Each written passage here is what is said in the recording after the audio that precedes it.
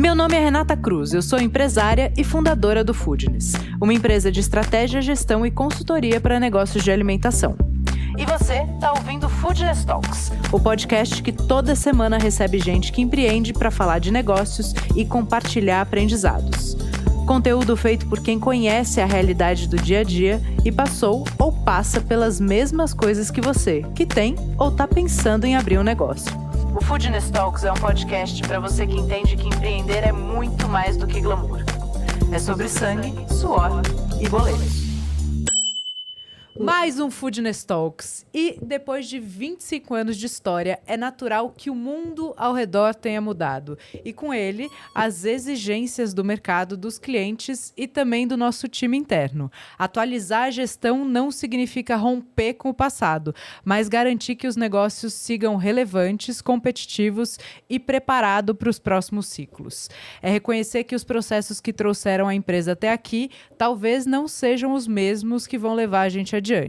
Mas mais do que uma troca de comando, essa mudança é uma oportunidade para a gente evoluir a cultura, renovar a visão estratégica e construir um futuro ainda mais sólido, com base na experiência, mas com um olhar também para o novo. E para falar de 25 anos de história e falar como são esses desafios e novas necessidades do mercado, dos clientes e dos colaboradores, a gente recebe a Nina Loscauso e o Jeremias Pereira, que são proprietários da Veridiana. Muito bem-vindos. Obrigada, Rê.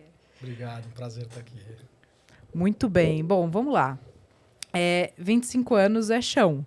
Né? Queria que vocês contassem um pouquinho da história da marca e da história de vocês. Eu sei que a Nina é segunda geração, o pai é o fundador, Jeremias está dentro de casa já tem muito tempo. Então, queria que vocês contassem primeiro a experiência de vocês, prévia, e como que vocês entraram dentro da operação. Maravilha. Bom, vou começar aqui. Estou um pouco mais de tempo para eu começar. A Veridiana vai fazer 25 anos, né, esse ano. O Roberto, que é o pai da Nina, é um dos fundadores. A gente, enfim, iniciou o projeto como um projeto diferente, né, uma casa, um casarão de 1903. Então, foi muito fundado também no espaço, no ambiente. O Roberto já tinha pizzaria, então ele começou também com um cardápio que já era um pouco diferenciado, com produtos como mascarpone, pancetta al mascarpone, enfim, algumas pizzas de zucchini também, que é uma pizza com abobrinha chips, com ricota, enfim, era um pouco diferente do que se via no mercado. E principalmente o ambiente, era um ambiente diferenciado, com mesas mais espaçadas. E aí surgiu, então, esse projeto da Veridiana há 25 anos atrás. A primeira casa é de Higienópolis? De Higienópolis, a primeira casa de Higienópolis. Eu entrei com 2 anos e meio, mais ou menos, 2 anos e meio, 3 anos, que já havia aberto Higienópolis. E aí a gente participou da expansão. Primeiro a gente foi para os Jardins, depois mais ou menos de uns 3 anos. 3 anos e meio, e depois a gente foi para Perdizes também já mais ou menos, acho que uns 10 anos depois. Então, teve um crescimento bastante orgânico, né? Não foi aquela coisa de abrir uma casa atrás da outra.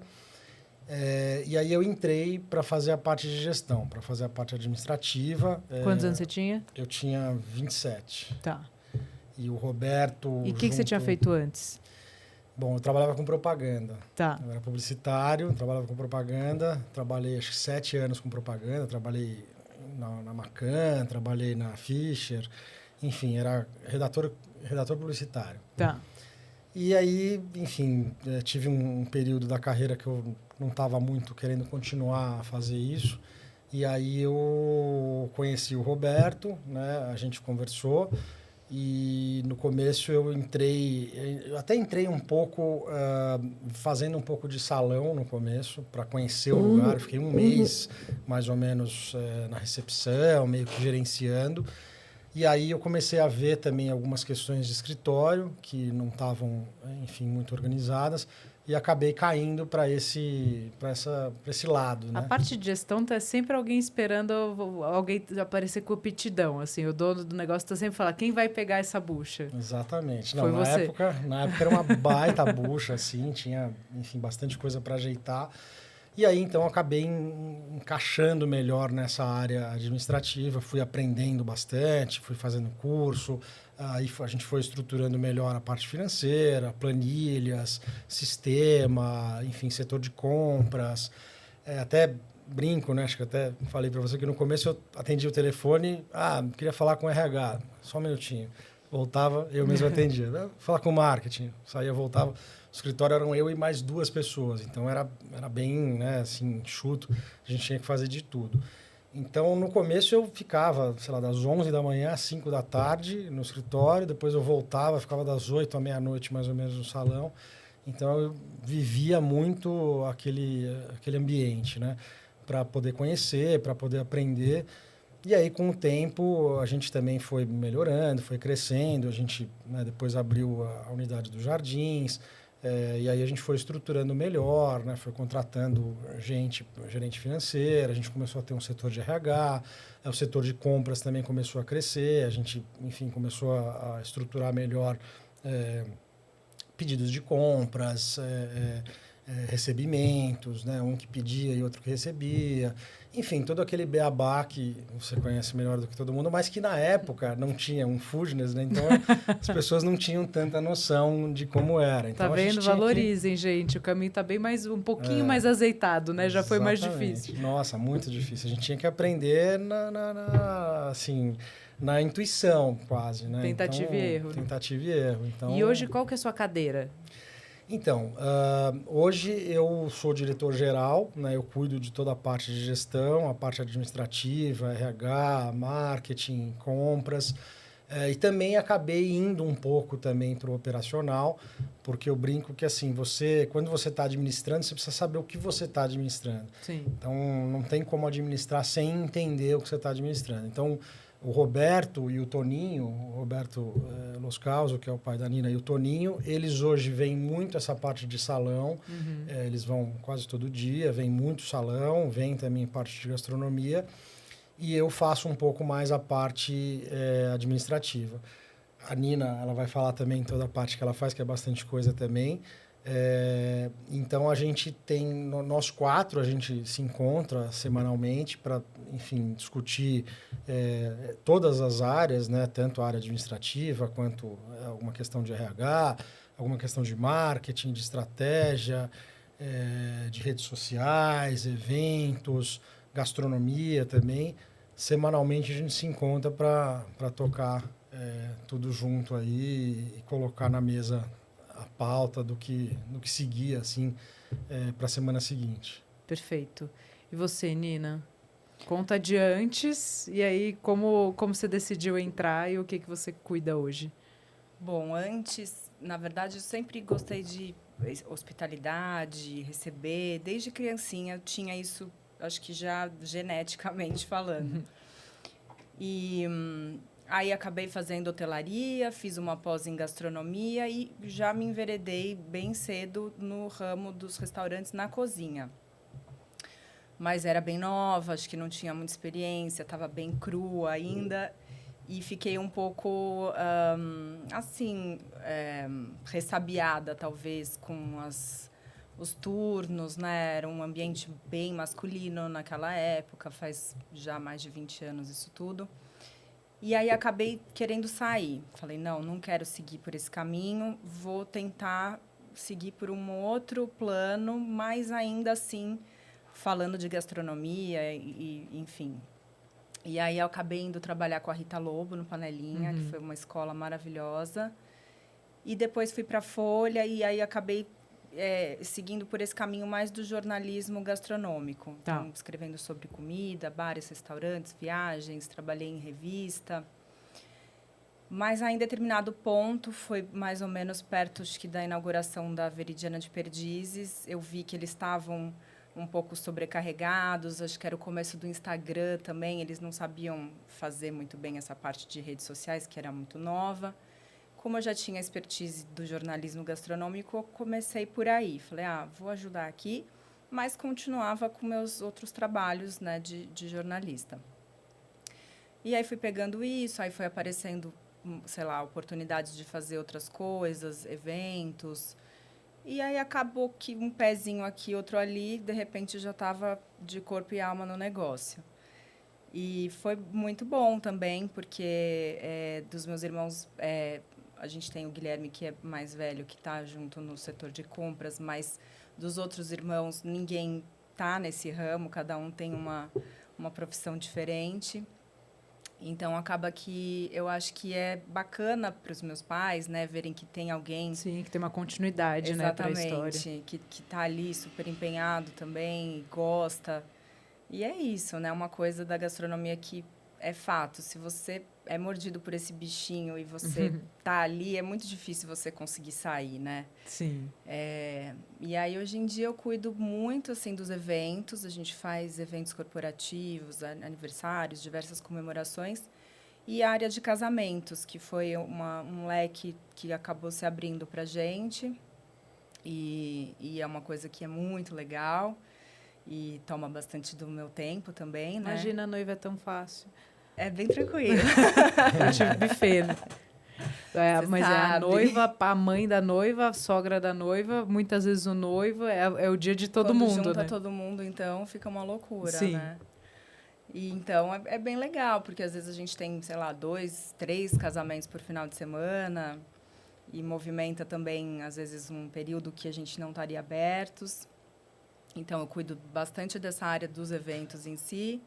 O Instagram eu continuo tocando aí no dia a dia, né? Jeremias me dá sempre vamos fazer isso, vamos postar aquilo. E aí eu vou também seguindo um pouco das ideias dele, que é legal.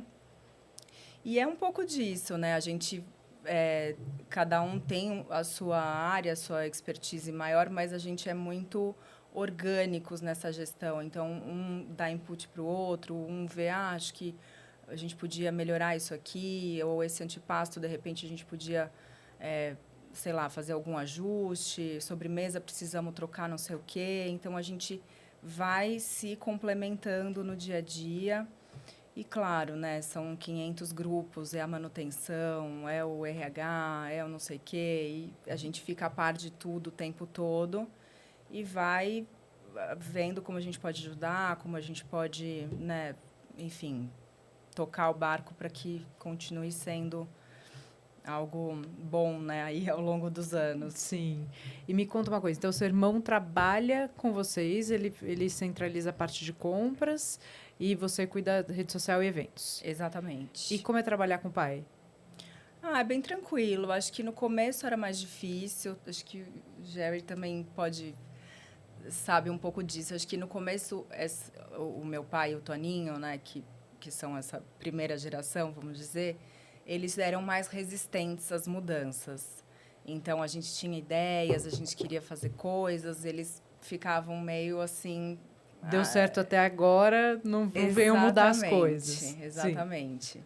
Mas agora a gente está num ponto que eu acho que essas próprias definições e organizações elas estão fluindo tão bem que eles confiam mais no que a gente propõe e eles se sentem seguros para seguir com as ideias que às vezes a gente coloca na mesa, sabe? Então, se no começo era tudo não, agora está muito mais fácil. Então, sim, vocês foram ganhando a confiança deles. Exatamente. E tem uma coisa, até em termos de cultura, quando a gente fala de uma empresa de 25 anos, naturalmente ela amadureceu e mudou, né? É quase impossível uma empresa se manter exatamente igual, mesmo em termos de crenças, valores, durante todo o tempo. A gente vai amadurecendo. E aí, quando a gente tem duas gerações diferentes, o conflito de gerações não é único e exclusivo dentro de empresas, ele acontece em tudo, né? Vocês sentiram isso no começo, até as coisas se ajustarem? Também sentiram que vocês tinham que entender e ceder, falar, pô, tudo bem, eles estão aqui esse tempo todo, eles fundaram, aqui a gente não vai apertar, mas aqui a gente vai conquistar o espaço? Eu acho que assim, a gente tem... É interessante, né? Porque são complementares, né? Sim. Então, assim, eles têm, o Roberto, o Toninho, né? Eles têm uma vivência também, uma experiência que é muito legal para a gente, sabe? Que é fundamental, né? Às vezes você tem alguma dúvida de como seguir, então a experiência vem para te dar não, né? Vamos por aqui e tal, fica tranquilo, né? Enfim, já passei por isso, vamos por aqui. Então, é muito legal essa troca, né? E o Roberto, especificamente, é um cara também muito moderno, um cara que tem uma visão que não é ultrapassada, né? Ele quer sempre se atualizar, então é bem tranquilo isso. Claro que teve um momento, né? Claro, como a Nina colocou, até quando ela chegou, que a gente, né, enfim, a gente tinha novas ideias, a gente pensava em projetos diferentes e às vezes tinha uma certa resistência. Mas durante algum tempo, isso também, até a gente começar a convencer mais eles, então, olha, vamos por aqui, esse aqui é um caminho legal, tal. E aí eles começaram a ver que aquilo estava dando certo, né? Então, por exemplo, ela cuida da parte de rede social, vamos, né? Vamos trabalhar de tal maneira, vamos, enfim, fazer um post X, vamos fazer parceria com influenciadores, né? Na verdade, não é nem parceria, que, na verdade, eles devem ouvir isso numa primeira instância e falar, porque a casa está cheia, O cara vai comer de graça, pra quê e tal. Mas aí depois começa a entender que isso faz parte, né? Eu me lembro até uma vez que a gente estava conversando com o Roberto, expliquei para ele que, de repente, um influenciador hoje, ele é o novo panfleto, né? Antigamente tinha que fazer um panfleto. A Nova Veja São Paulo, né? Que antes você saía na Veja, o povo ia com a revista embaixo do braço. Você lembra disso? Sim, claro. Hoje em dia, o Instagram ocupa esse espaço, né? Não, e eu sou de uma época que a gente panfletava em revista, dentro da revista, fazia um panfletinho, uma revista de bairro e tal, né? Ainda sou também um pouco dessa época. E aí a coisa foi mudando, né? Hoje você pega um influenciador de 700 mil seguidores, o cara vai lá, fala de você. Claro que organicamente a gente também não faz parceria paga, não é post nada, pago, né? Mas, assim, gente que gosta da gente, que, enfim, quer conhecer, quer ir numa casa nova ou quer provar um produto novo quando a gente lança. Então, eles começaram a ver que isso tem um alcance super legal e que acaba sendo uma troca bacana e entenderam que funcionava. E aí, durante esse processo, eles também começaram um pouco a entender também que para eles é bom também sair um pouco mais dessa questão de dia a dia, ainda tendo a Nina, que é filha do Roberto, entendendo também que ela é a nova geração. Então, isso ajuda bastante também a gente conseguir ir adiante e fazer, enfim, mudanças. Por exemplo, uma delas foi uma mudança de massa, né? A gente mudou a massa, a gente vem há 2 anos fazendo alterações, a gente trouxe um consultor italiano. No começo... Você deve ter tido... Falar, tá, Instagram eu aceito, Instagram, agora vai mexer na minha massa de 20 anos. Exato, então vai mexer na receita. A Nina também não falou, né? Mas ela vem também desse mercado de gastronomia, ela já trabalhou com a Rita Lobo, já trabalhou na Fazenda, então também ajuda muito em novos produtos, de repente uma sobremesa nova, uma entrada nova. A gente está sempre trocando uma ideia sobre isso. E aí eles acho que começaram a também se sentir um pouco mais tranquilos de tá dando certo, tá funcionando, deixa a molecada tocar. Sim, eu acho que esse equilíbrio é muito legal, né? E ao mesmo tempo a gente que vem mais novo, eu não posso nem mais falar isso, mas quando eu era mais jovem, quando a gente vem com mais gás, a gente também precisa ter a sabedoria de olhar e entender o que aquelas pessoas já viveram e que isso é muito importante para o negócio, né? Eu falei molecada também, eu tô também exagerando. Você também já pouco, dobrou o cabo da Boa Esperança, não vem não. Tem mais ninguém novinho aqui, não. Não precisamos falar de números, gente. Mas a verdade é que não tem mais ninguém com 20. Exatamente. Né? Vamos ser simpáticos. E quando vocês olham para a gestão especificamente do negócio, eu acho que tem um grande polo ou um ponto de atenção e que é a maior dor de tudo e de todos que ouvem a gente, que é gente. Né? Eu imagino que essa seja a mais expressiva mudança, mas queria que vocês falassem um pouco de coisas que vocês também olharam e falaram, cara, gestão de pessoas precisa mudar, a nossa maneira de treinar e capacitar, ou de formar lideranças, e depois desse tema gente, quais foram os outros pontos de gestão que vocês sentem que também foi preciso começar a rever? Uhum. Bom, eu acho que a gente tem bastante sorte com a nossa equipe, a gente até, né, troca com pares aí do nosso ramo, a gente sabe que, claro, é um calcanhar de Aquiles, mas até que o nosso turnover não é muito alto, então a gente tem como se fosse uma liderança, né, dos nossos chefes de setor, que eles vão apadrinhando quem está chegando e vão passando toda, né, a dinâmica da coisa, de salão, de pizza. Então, isso vai funcionando muito bem. Claro que nunca será fácil, né? Seres humanos são muito complexos, mas sim, a gente, né, teve o nosso departamento de RH, que foi fundamental. Então, a gente também agora tem toda uma nova dinâmica de contratação, de focar mais nisso, né? Antes era uma coisa mais informal, o fulano que indicava o ciclano, era parente, não sei o quê.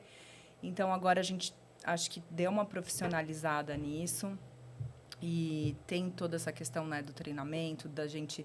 O fato do Toninho e do meu pai irem à noite também ficarem muito com esse radar ligado para ver o que está rolando. Às vezes, uma peça que não está ali se encaixando muito bem, que não está prestando um serviço tão legal, já conversa com o gerente, também já tenta puxar aquela pessoa, ver o que está acontecendo, ou se, de repente, aquela pessoa não faz mais sentido na equipe. Então, esse ajuste fino ele vai acontecendo muito no dia a dia, sabe? Isso eu acho que também foi uma coisa que foi sendo desenvolvida ao longo desses 25 anos, de conseguir ir vendo o que está rolando bem, o que não, e conseguindo fazer esses pequenos ajustes, as mudanças na rota para que a coisa vá seguindo. Eu acho que esse ajuste que você falou, né, e é muito comum de antigamente, isso era um padrão. O fulano que indica o vizinho, que indica a prima, que indica não sei o quê, e quando você vê, você está um grande churrasco de domingo, todo mundo trabalhando lá. Né? E quando a empresa vai amadurecendo, e acho que o mercado de gastronomia, no geral, está passando por uma profissionalização importante, necessária, né, nos últimos anos. Acho que a gente tem chão aí, mas a gente está mirando nisso, eu sinto também. À medida que a gente olha para isso, a gente fala, putz, isso aqui não é o melhor formato, né? Então, isso é uma mudança bacana, um bom ponto. Até porque, às vezes, a gente ficava um pouco amarrado, né? Puxa, Sim. Mas essa pessoa é parente do não sei quem, que é super bom profissional, mas esse cara aí não você tá não faz indo uma bem. rescisão de um cara que tá dando trabalho, porque senão a mãe dele vai embora e ela é maravilhosa. Você acaba ficando com uma complexidade bizarra, né? Tem que mandar os dois embora. Não, nesse ponto, claro, pessoas sempre é um calcanhar de Aquiles, né? Mas a gente sempre tenta, hoje até com tecnologia, né? A gente tem sistemas aí, softwares, na verdade, que buscam vagas, né? Então, assim, busca vaga em vários sites que tem disponibilidade de vaga. Nós mesmos fazemos anúncios. Fala qual você usa, senão as pessoas vão me mandar mensagem para te mandar mensagem. Depois a gente pode até falar disso lá no clube, que você já tá, mas... a gente usa a Gulp. Tá. Que é um deles, né? A gente também já usou a A-Staff também. Então, tem alguns aí que ajudam a captar para a gente esses, né? Eles fazem a busca online e puxam para a gente também faz o nosso anúncio também, e aí dessa maneira vem muitas vagas. Ainda existe, claro, a indicação, mas é como a Nina falou, a gente tem que sempre fazer uma avaliação mais criteriosa para verificar, enfim, o currículo e tudo mais, para ver se a pessoa tem aptidão mesmo e não colocar para trabalhar só por ser uma indicação, né? E a história de família foi uma coisa que vocês diminuíram, realmente eliminaram? Eliminar não digo. Eliminar não digo porque eu acho que, assim, toda regra tem exceção, né? A gente não gosta de pensar que, porque o cara é, enfim, sobrinho do gerente, ou...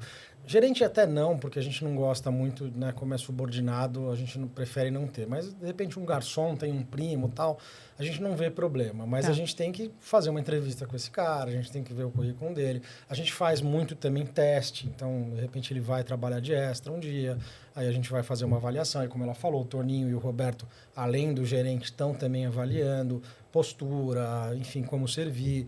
A gente faz também um processo que chama Cosme e Damião, que o funcionário que entra fica do lado de um funcionário que já tem mais experiência. Então, ele está ali praticamente em treinamento. Então, ele está sempre sendo tutorado por um outro funcionário. Então, a gente não tenta não absorver tanto família, mas às vezes acontece, e como está difícil também hoje conseguir funcionário, a gente não... E às vezes tem indicações que são maravilhosas, na verdade, né? Então é isso, acho que não dá para você ser muito estanque ali numa decisão, porque podem acontecer, né, boas surpresas nesse meio do caminho. E numa empresa familiar também pode ter essa flexibilidade, desde que as regras estejam claras, né? Exato. No final é o resultado que o funcionário vai trazer, né? A postura, o trabalho, o rendimento. A gente puxa também muito vendas, né? No caso de garçom. Então, enfim, qualidade do serviço, enfim, postura, tá com a barba feita, tá arrumado, passou a camisa. Enfim, tem várias... A gente até tem uma cartilhazinha, né? Que a gente deixa para que sigam, e aí a gente vai acompanhando. Sempre tem, quando entra um novo funcionário, a gente tem também o período de 45 dias aí para também avaliar, e aí, dentro desses 45 dias, a gente volta a fazer uma avaliação se fica ou não também. E eles devem ter uma coisa de proprietários, especialmente que estão na operação há muitos anos, que é bater o olho e falar: Jeremias, isso aí não vai dar certo. Tem. Aí, normalmente, batata, né? É verdade, tem sim. Isso acaba sendo... O olho fica treinado, Bem né? treinado. acaba... Exatamente. Já percebe no movimento de corpo se vai ou se não vai, né? Sem dúvida. E quando a gente fala de uma empresa que já tem esse tanto de maturidade, o que vocês entendem que é parte da raiz de vocês? Falar, isso é o nosso clássico, a gente vai se manter aqui, isso é inegociável. E onde tem espaço para inovação? Seja tecnologia, seja sabor, seja tipo de serviço. Como é que vocês olham para isso dentro do negócio? Olha, eu diria que assim, o inegociável são os valores, né? É o que a gente é como empresa, quais são a nossa missão, o que a gente quer como presente, passado e futuro. Então aí vai para a nossa, o que a gente sempre coloca muito é que assim, o que a gente está lá para fazer um momento alegre, um momento feliz para o cliente. Então, isso passa por a casa estar organizada, a manutenção estar em dia, qualquer tipo de reforma que precisa ser feita vai ser feita, o cardápio está renovado, está em ordem, não está soltando, o uniforme do funcionário está limpo, está organizado, os funcionários estarem de boa vontade, trabalhando no horário correto. Isso influencia para que outros também tenham um ciclo virtuoso de chegar no horário, de fazer o trabalho certo, de não passar mais trabalho para um segundo funcionário. Claro que falando de produto também, a gente sempre quer oferecer um produto que a gente ofereceria para a nossa família, enfim, com qualidade, toda a parte de nutrição, de entrega de qualidade de verificação de sanitária, limpeza, armazenamento. Então, tudo isso é o inegociável. Isso é algo que nada disso pode mexer uma Nem vírgula. Hoje, nem daqui 25. Nem hoje, nem daqui 50 anos. Agora, o que é variável é um pouco aquilo que a gente falou, que é o que eu e a Nina a gente está trazendo. É a parte de tecnologia. A gente abarca hoje tecnologias tanto em relação a RH, quanto em relação a sistema, software, equipamentos. Mudança na massa, né, como ele falou. Buscar por melhorias de ingredientes ou por receitas mais jovens, né, coisas que estejam mais atualizadas. Mas é isso, a base é a excelência no serviço, surpreender o cliente, fazer com que o cliente saia muito feliz, realmente tendo uma experiência muito positiva, alegre, de celebração. E aí o que está por trás é, né, tudo isso que ele pontuou e possíveis inovações para atingir essa excelência, né? Então, se for para deixar a massa mais leve, agora a gente está investindo numa massa sem glúten também melhor, que é uma coisa que, massa sem glúten até, sei lá, 7, 8 anos atrás ninguém falava. Sim. Receitas veganas para atender um público que quer sair, não tem tanta opção. Então, estar atentos a essas novas, né, possibilidades de mercado, de cardápio e pontuando sem perder a essência. Tá, legal. A próxima pergunta estava ligada muito a perfil e hábito de consumo dos clientes, porque tem algumas necessidades que são novas e alguns hábitos que não mudam muito, né? A pizza domingo é um clássico, eu imagino que ela continue forte. Mas queria entender o que vocês percebem já, ou que você, até, Jeremias, você que está mais tempo, coisas que você sentia que, putz, antes não tinha tanta demanda, sei lá, na terça-feira à noite. Hoje as pessoas saem mais ou consomem mais álcool durante a semana. Falar um pouquinho dessa jornada de hábito e necessidade do consumidor. Legal. Olha, a questão da pizza do domingo, ela é um pouco, para nós, pelo menos, não é tão real, né? Por exemplo, nosso dia mais forte é sábado. Tá. E a gente tem muito movimento também durante a semana. Então, eu acredito que, assim, hoje... Nem no delivery é o dia mais forte. Nem no delivery. Sábado é o dia mais forte.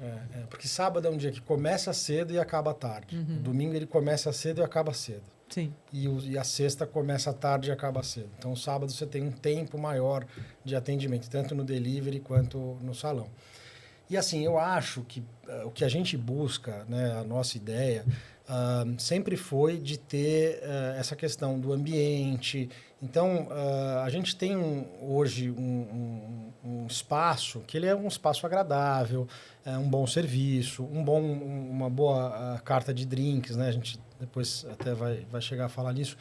Então, eu acho que isso faz com que a pessoa não vira só uma pizza de domingo, é um programa. Então, esse programa pode acontecer na segunda, pode acontecer na terça. Mas o drink veio também sentindo uma necessidade, uma oportunidade de mercado, falar, cara, vamos trazer uma carta de bons drinks? Foi isso que aconteceu? Veio, mas veio desde o início. Tá. Com essa pegada que a gente falou, né, do Roberto, enfim, da Veridiana, vir como uma experiência que eu até costumo falar que é um restaurante que serve pizza. Tá. Então, a gente sempre se preocupou com carta de drinks, a gente sempre se preocupou com carta de vinho, a gente sempre se preocupou com serviço. Então, a gente nota que o cliente que vai na Veridiana, ele não vai só para comer uma pizza, ele vai para ter um programa, ele vai para curtir. Tem muita gente que fica no bar, toma um drink, pega uma entradinha, fica por ali. Tem grupos de amigos que vão também lá para, enfim, comemorar, para se juntar. Então, assim, não é algo que eu vejo como uma mudança. A gente sempre teve isso. Se a gente for falar, acho que de mudança, acho que vai um pouco para o que a Nina colocou, de produtos, né? A gente hoje tenta ver muito o que o que é atualidade, o que o público busca, né? Claro que isso também vai para serviço também, a gente sempre tenta se adequar, às vezes com tecnologia, com Palm Top, com QR Code, com Get-in, né? Para as filas e tal. Então, a gente sempre tenta colocar também a tecnologia junto, mas a gente sempre também busca, vamos verificar o que está rolando hoje em relação a drinks. Basil Smash, enfim, vamos pesquisar o que o próprio Fitzgerald, era um que a gente é antigo, mas ele, né, passou a ser um drink mais voltou para o hype, né? Voltou para o hype. Então, a gente colocou esse até produto. Até drink sem álcool, né, que acho que é uma super tendência. A gente já tinha, mas hoje em dia a gente vê que tem mais demanda. Dá mais foco, ou prioriza, ou mexe na apresentação. A massa ficar mais leve, né, com essa fermentação, a farinha italiana, a massa sem glúten, as receitas veganas. Então, tentando ser mais democráticos dentro, né, de uma proposta que já é clássica da pizza. Mas, sim, o bar sempre teve no nosso DNA. Mas o refinamento do público, né? Porque isso mudou nos últimos anos, assim, especialmente no nicho gastronômico, o interesse por drinks e como faz os drinks, quais são os drinks do momento e receita, prêmio, não sei o quê. Então, vocês refinaram o cardápio de drinks. Era um negócio que já existia, mas vocês deram uma atenção diferente. Sim, de tempos em tempos também a gente muda a carta de drinks, né? Porque é isso, são tendências. Aí, de repente, um gin tônica que está super em alta começa a não ser mais tão pedido. Aí vem uma outra tendência e aí a gente vai tentando acompanhar também para que possamos surpreender sempre, né? Não ficar uma coisa cansada, não ter um olhar cansado sobre algo, né? Acho que a carta de drinks até acaba mudando um pouco mais do que a das pizzas, nesse sentido de a gente estar sempre também buscando esse olhar novo, né? Tá.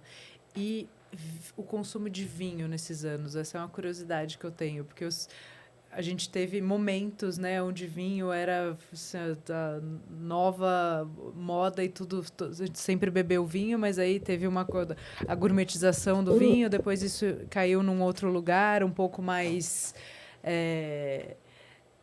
de ter bons vinhos com custo-benefício mais interessante. O que vocês sentiram nessa jornada de consumo especificamente de vinho? Aumentou, diminuiu? Eu acho que assim, o público do vinho, ele é um público fiel, né? Ele vai lá, ele já sabe o que ele vai querer. E ao contrário do drink, o público é um público mais aberto a experimentar novidades, enfim. E também tem o flex, né? Que vai começar num drinkzinho, num Negroni, e depois vai acabar pedindo uma garrafa de vinho. Mas eu não tenho tanto essa dimensão de mudança. Não, eu tenho os números. Assim, a gente tem um crescente de vinho, assim, eu pego por venda, né? Eu sou muito de número, eu adoro número, assim, sou aficionado por número. O per capita mesmo tem um aumento. Per capita e também o volume de vinho de garrafas mesmo, né? De compra de vinho, claro, consequentemente as vendas também. Mas sim, per capita também. A gente, e muito pelo que a gente vê também. A gente vai na Veridiana, a gente olha para o lado, vinho está em quase todas as mesas. Então, assim, o drink, como ela falou, às vezes acho que ele está no começo, o cara toma um drink, depois ele vai para o vinho. Às vezes ele fica no drink, porque ele está no bar. Tem, claro, gente que gosta já de drink e fica no drink. Mas nós somos uma casa que trabalha muito mais o vinho do que qualquer outra bebida. A gente tem, assim, a gente tem adegas assim, de mais de 2.000 garrafas, porque a gente tem um volume muito grande, a gente tem uma média de 80 rótulos, mas a gente tem um volume muito grande de vinho. E a gente percebe que realmente casa muito com o nosso estilo, sabe? O pessoal chega, enfim, tem uma música, tem um ambiente com uma luz um pouco mais baixa. A média de tempo que a gente tem de mesa é de 2 horas, 2 horas e meia. Sempre foi? Sempre foi, sempre foi. E eu costumo falar que assim, a garrafa de vinho ela tem um tempo, né? Então as pessoas estão bebendo mais.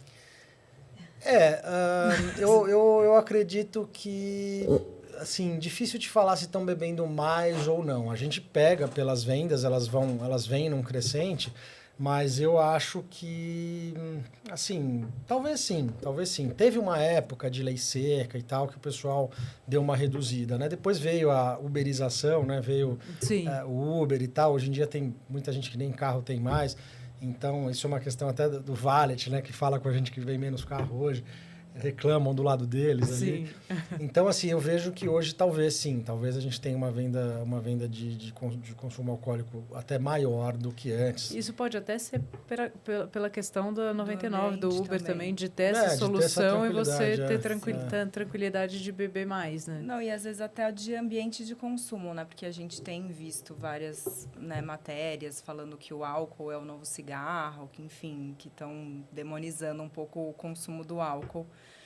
E talvez as pessoas estejam preferindo deixar para beber em momentos pontuais, em lugares legais, em celebrações, tomar uma boa bebida, ao invés de tomar todos os dias algo que não seja de tanta qualidade, né? Então, talvez tenha um pouco esse viés. Menos para o bar e ficar bêbado, ir para o restaurante tomar um vinho, talvez. E o crescente de experiência? Porque o restaurante, há anos atrás, nunca não foi uma experiência, mas tinha um tanto de conveniência, né? Ou de ocasiões de festa. E hoje ele é um programa, as pessoas vão atrás disso, né? As pessoas se encontram para isso. Eu sou mal acostumada que minha família e os meus amigos sempre foi... A nossa praia sempre foi essa, mas isso mudou também um pouco, não? No sentido do consumo, você diz? No sentido do momento que as pessoas estão no restaurante. Porque antes tinha muito mais... É uma percepção, tá? Não é um dado, uma percepção. Que a gente ia para restaurante muito mais numa data comemorativa, e hoje é uma experiência. Eu acho que isso daí mudou muito no pós-pandemia, na minha visão. Eu acho que depois da pandemia, assim, no pós-pandemia, eu acho que a questão de sair, de confraternizar, de se encontrar, isso cresceu muito. A gente até sentiu isso também no movimento. A gente teve um crescimento de delivery, obviamente, que o delivery, enfim, na pandemia era só delivery, né, e ficou. Mas a gente percebe também que no salão teve um crescimento. Eu acho que as pessoas querem mais isso, querem se confraternizar mais, querem se encontrar mais. Então, realmente tem tido uma procura maior, sim. Eu acho que sim. Acho que tem tido, E sim. além da comemoração, né, que é algo realmente pontual, que você marca com antecedência, tem a oportunidade. Tá saindo de um show, vai para lá. São casas que aos finais de semana ficam abertas até mais tarde. A gente abre segunda-feira, então às vezes a pessoa já está fazendo um programa na rua e acaba indo para lá depois. Ou então não, vou encontrar uma amiga, não tenho para onde ir, vamos marcar na Veridiana. Um pouco essas duas formas, né, de programação, tanto essa mais programada quanto a de uma ocasião mais... De conveniência mesmo. Exato. Não, eu imagino que há 25 anos atrás as pessoas saíam muito menos às segundas-feiras do que hoje, né? Sim. Hoje a gente faz muito mais coisa na rua. Acho que esse é um dado que você puxar lá de trás... Não, eu acho que assim, a gente, por exemplo, eu vejo isso em outros restaurantes, sexta, sábado e domingo é um dia muito cheio. Então, você começa a trazer gente para quinta, para quarta, para terça. Eu mesmo, eu costumo tentar sair mais dia de semana. Então, assim, como a gente já tem um movimento muito forte de sexta, sábado e domingo, tem muita gente que já, nesse dia eu não vou. Então, passa aí na quinta, passa aí na quarta. A gente até avisa os gerentes, às vezes já deixa o contato, pede para fazer uma reserva, né? A gente tem lá o acesso via Instagram ali para fazer a reserva, para tentar... O cara às vezes chega lá 9 horas num sábado, vai ter, sei lá, 1h30 de espera. Sim. Vem na quarta, chega na quarta-feira, marca aqui, tá o cartão aqui para você fazer a reserva, marca às 8 horas, enfim, 8h30 a gente consegue segurar. E aí a pessoa vem com calma, volta, tranquilo, janta numa boa, e aí começa a entender que, bom, para mim é melhor esse dia. Então, acho que tem públicos focados mais numa sexta, sábado e domingo, que aí é o cara que vai sair de um show, vai sair de um teatro, enfim, ou, claro, quer sair aquele dia, é o dia que ele tem para sair, e outros que se programam mais para vir para uma terça, para uma segunda. E eu acho que nisso a gente começou a aumentar, não só a gente, claro, acho que o cenário como um todo, né? Hoje tem muitos restaurantes que você vai, de segunda a terça-feira está lotado. Sim. Então, acho que mudou um pouco nesse sentido. Legal. Agora temos perguntas da galera do clube. O Pedro está perguntando se uma pizzaria tradicional tem espaço para criar sabores novos com ingredientes que estejam mais em alta.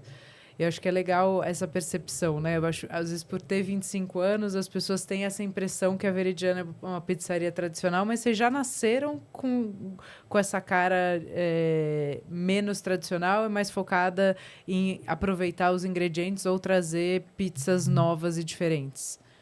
Total. A gente acabou de colocar 2 novidades no cardápio e a gente vai fazendo isso. A gente, de repente, lança alguma coisa sazonal, vê se as pessoas gostam, se os clientes estão curtindo, e aí a gente aproveita e coloca no cardápio fixo. Essa é a nossa busca, né? A gente está sempre querendo encontrar receitas novas.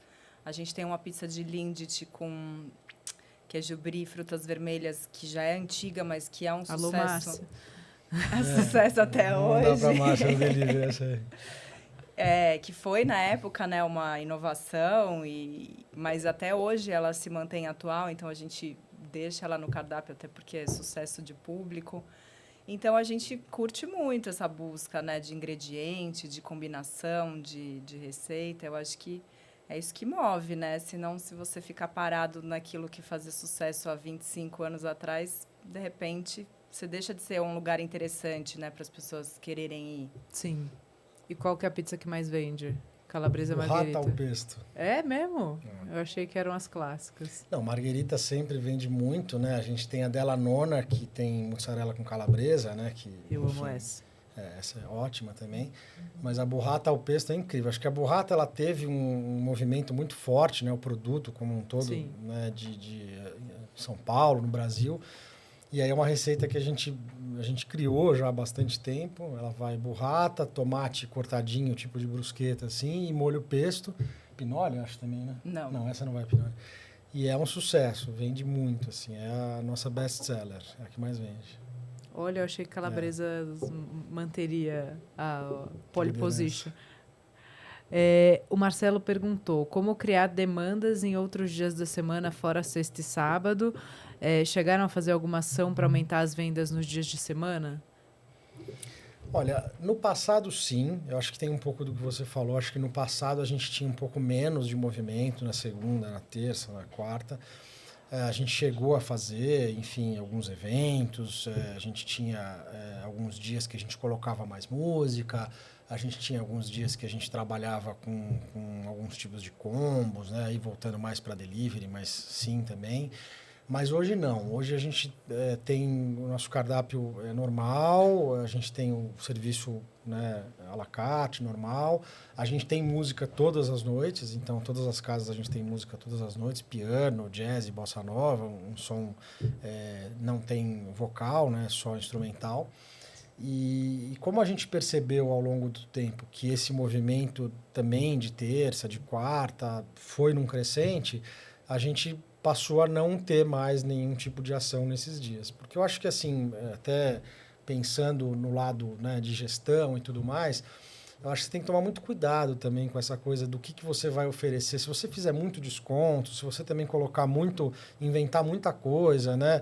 Ou vai fazer uma ação que talvez te diferencie, te distancie, desculpa, do teu core business, do que você está lá para fazer. Ou até do seu público, né? Sim. Você Ou até começa do seu público. trabalhar Começa a virar uma preço. balada, por exemplo, quer fazer um dia com DJ, ou quer fazer um dia com, sei lá, uma tarantela, que não é o nosso caso. Então, acho que assim, a gente tenta manter o nosso perfil, enfim, o que a gente faz bem.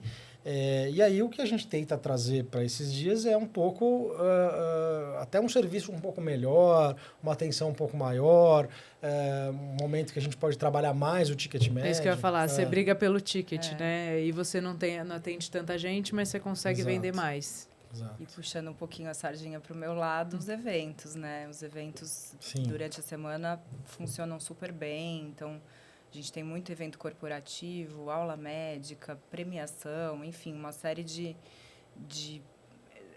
acontecimentos que acabam também trazendo um movimento legal para casa e que são pessoas que futuramente vão voltar em outros momentos com a família, enfim, os eventos acabam também trazendo um público legal de semana.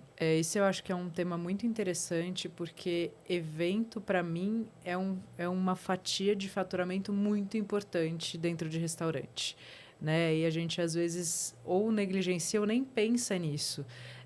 O evento você não precisa esperar ninguém chegar. Você já fechou o negócio antes, você só vai produzir o que já está vendido, com uma garantia de faturamento, você consegue se preparar para aquilo. Então, eu acho que esse é um ponto, até eu vi algumas coisas, eu estava estudando a NRA do ano passado, porque a gente vai agora de novo esse ano cobrir, e eu tenho um material muito legal que eu vou soltar no clube sobre como aproveitar eventos para aumentar o faturamento da casa e com uma rentabilidade muito interessante. Então, mas eu acho que já está garantido. Ver, abre com lucro garantido. É muito legal. Também acho que todo mundo que tem restaurante tem que pensar como é que eu posso explorar isso, seja num dia que eu não abro, seja num dia de baixa demanda. Num período que você não estaria aberto, de repente. Sim. No caso da gente, o almoço, né? Sim, você consegue fazer uma premiação, uma aula, um treinamento, porque você... Aliás, é o caso da gente fazer um map lá, hein? Com certeza. Não é? Bora. Vamos lá. Bora, já tem 3, Com a gente certeza. já fecha um lá esse ano. Pronto. Fechou. E tem uma pergunta do Felipe. Entre o percentual de salão e delivery, qual que é a proporção de vocês? 35% mais ou menos para delivery e 65% salão. O que para pizza é interessante, né? O salão de vocês é realmente muito forte. O salão é muito forte.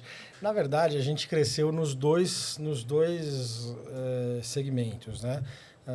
Eu percebi muito que no pós-pandemia, muita gente que a gente pegou de delivery, porque a gente começou a trabalhar muito forte com iFood, com Rappi, aplicativo próprio também, e aí a gente aumentou muito o movimento de delivery, o número de clientes, e aí no pós-pandemia a gente percebeu que teve muita gente que veio do delivery, que veio dos aplicativos e veio conhecer a gente no salão. Então a gente cresceu nos dois, mas o delivery cresceu mais. A gente antes da pandemia tinha uma média enfim, quase metade, chegava a 20% de delivery. O delivery hoje é 35%, então cresceu bastante. E o salão também cresceu, porque, enfim, né, os percentuais vão se ajustando, né? Mesmo um cresce, o outro também tem que crescer para subir. Mas a gente tem um salão muito forte. O salão, a gente trabalha muito mais o ticket médio, né? A gente tem venda de bebida alcoólica, tem venda de bebida de sobremesa, desculpa. Então, a gente acaba tendo eu acho que o número de clientes é mais ou menos o mesmo, mas de faturamento o delivery tem um percentual menor porque o salão você tem um faturamento maior de ticket médio e tudo mais. Boa.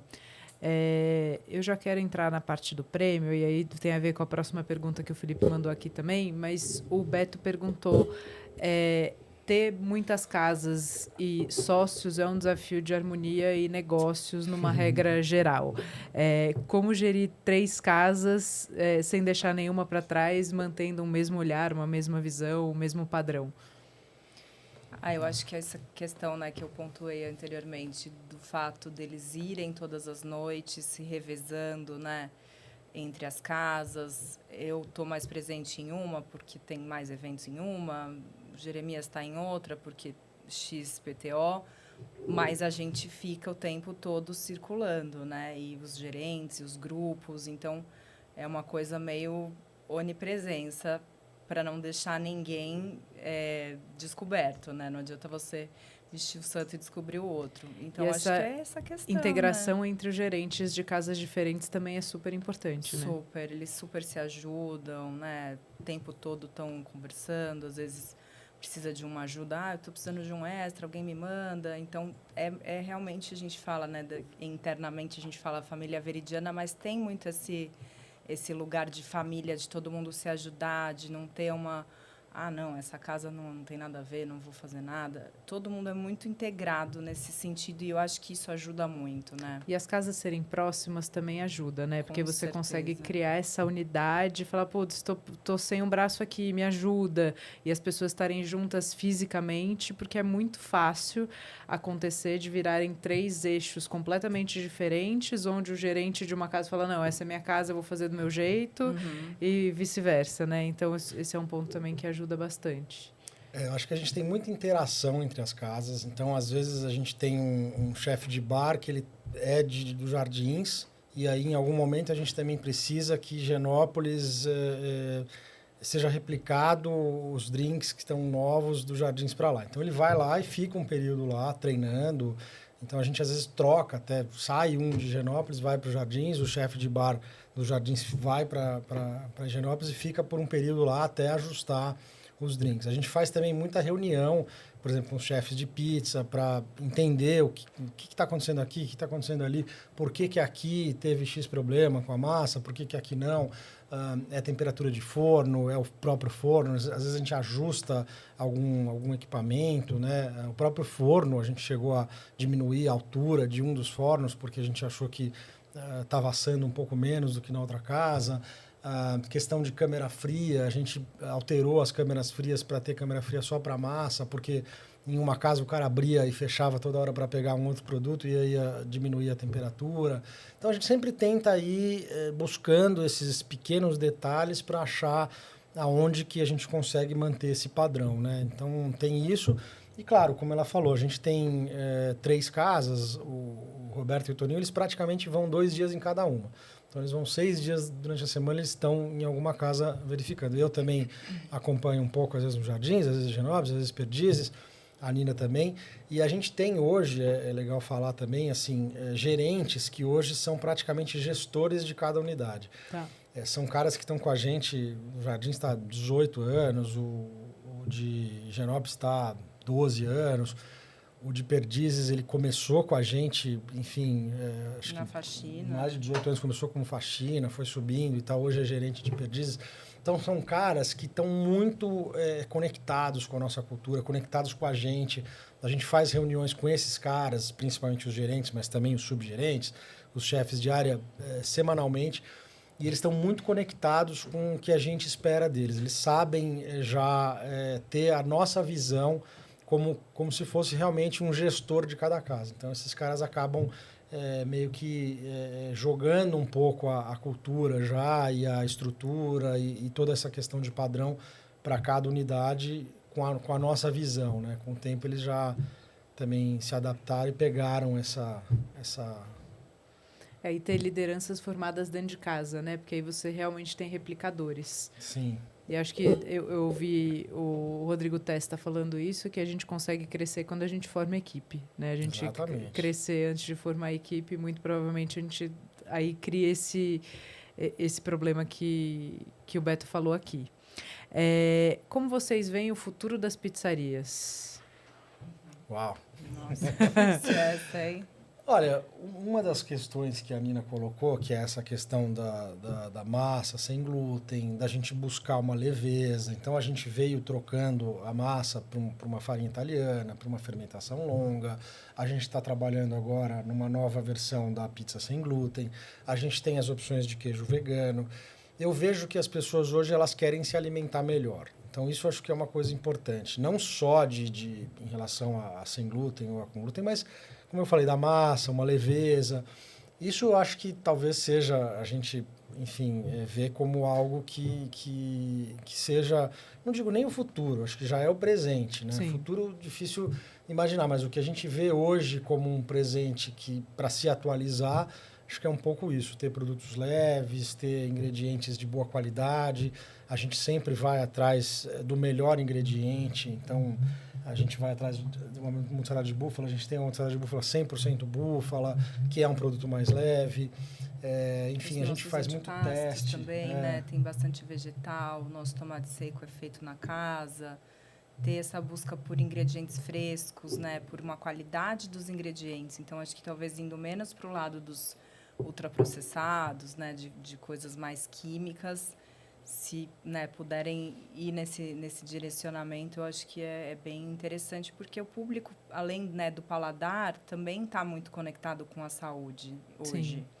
Sim. E, obviamente, quando a gente fala de pizzarias, tem um universo, né? Tem vários formatos, vários tipos, várias propostas de conceito e posicionamento, mas, num geral, sai aquela coisa dia do lixo ou dia do que eu vou abusar, e entra numa coisa, tá, isso aqui é mais leve, eu não saio empanturrado, porque vocês também estão olhando para esse lado de...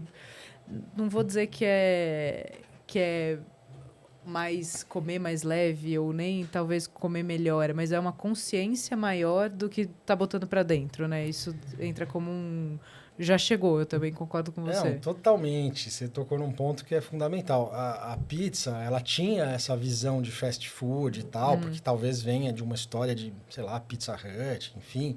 Mas ela é um produto que, assim, até não é nem correto falar que é um fast food, né? Eu até brinco na minha casa mesmo. Às vezes me olham, não, mas vai comer pizza de novo pro meu filho, né? Não, às vezes vai comer um pãozinho com queijo, enfim... É até pior, né? Porque se você pega a massa, ela é um pão, ela é fermentada, enfim, com um bom produto, com uma boa farinha, com uma quantidade reduzida de fermento, porque na longa fermentação você tem isso. Enfim, você tem ali... A digestão é muito melhor. A digestão melhor, aí você também vai ter uma quantidade de ingrediente na cobertura reduzida, você não vai exagerar. Aí você tem lá uma mussarela de búfala, que é leve, você tem um tomate fresco, que foi super selecionado.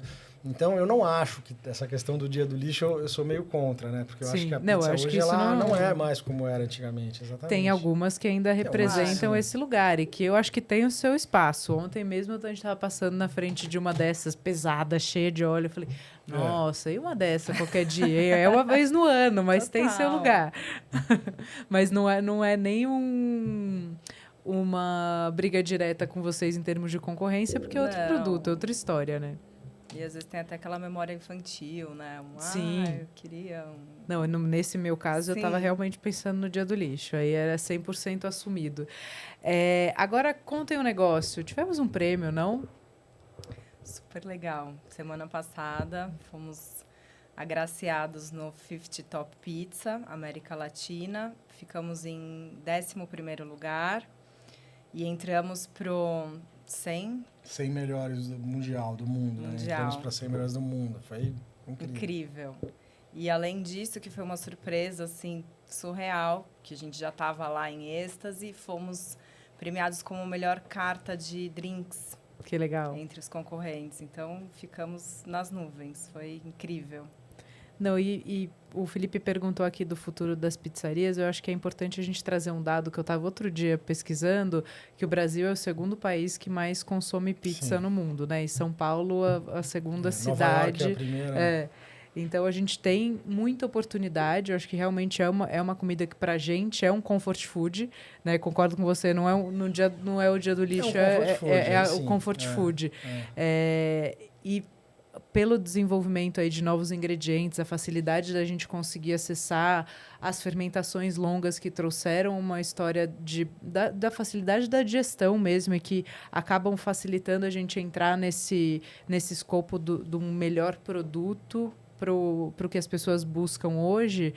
Eu vejo um mercado que, apesar de muito grande, tem muito espaço, né?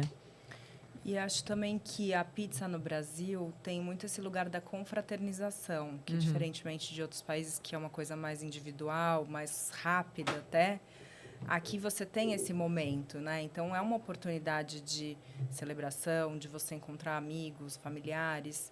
E isso eu acho que não vai mudar nunca, né? Então, pode ser que mude um pouco a receita, que algo fique mais leve, que algo fique mais para um lado ou para o outro, mas essa coisa da confraternização, principalmente no Brasil, que é um povo que gosta, o brasileiro adora um motivo para arrumar uma festa, né? O brasileiro adora pizza, né? Aquela frase "tudo acaba em pizza" tem um sentido positivo, né? De alegria, de festejar, né? E acho que é como ela falou, você vai na Itália, Nova York, mesmo eu até tive recentemente, muitas vezes você vai em lugares menores, você tem pizzas individuais, ou é a fatia, ou é individual. Às vezes você vai em 2, em 4. No Brasil tem essa coisa de 20 pessoas, de 15 pessoas. A pessoa vai comemorar, vai, enfim, se formou na faculdade, vai na pizzaria, faz um aniversário, vai na pizzaria. Então a pizzaria tem muito esse lugar de comemoração, de grupos, não tem ocasião, né, que não caiba, né, na pizzaria. Não eu estava pensando, a gente fez na Veridiana o encontro do pré-casamento de uma sobrinha.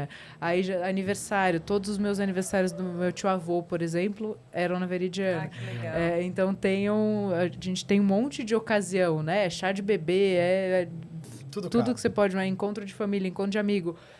Depois do show, acabou a formatura, festa da formatura com a família. Tudo é motivo, né? Eu acho que também, para quem pensa em empreender nesse segmento, já tem paixão pelo produto. Acho que a dica de aproveitar como os eventos podem entrar, se a gente recebe os eventos ou se a gente leva os eventos. Sim. Ter até o produto ultracongelado para o cara fazer em casa. Né? Acho que tem um monte de oportunidade interessante aí, mas eu vejo o mercado de pizza num crescente interessante nos próximos anos. Tem. Essa parte do ultracongelado, tem até parceiros aí, gente que a gente conhece que trabalha meio que exclusivamente com isso, né?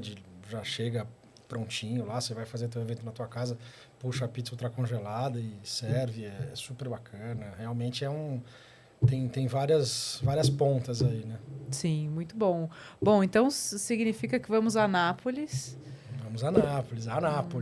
Sim, porque temos a premiação em setembro agora, é isso? Setembro, Muito bom, muito boa sorte, muito orgulho de ter vocês lá representando a gente. A gente teve um número de brasileiros, não à toa, né? Sim, pelo nosso consumo, mas a gente teve um número de pizzarias brasileiras expressivo. Foram 18?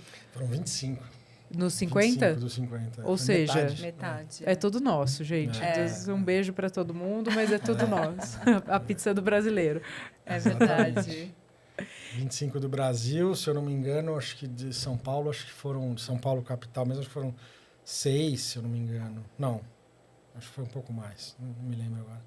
Mas, realmente, foi um número bastante impressionante. Não, e muito legal. E também saber, né, vocês trouxeram aí antes da gente começar a gravar a informação de que é um mercado muito unido, que vocês têm uma troca muito bacana. Isso também é muito legal. Então, vamos estar todo mundo junto, torcendo para a gente levar aí boas colocações na premiação. Não, temos muitos de setembro. Amigos aí que estão junto lá também. Vamos estar junto com eles lá, com certeza. Então, muito bem. Muito obrigada, gente. Adorei. Obrigada a você. Foi Mara.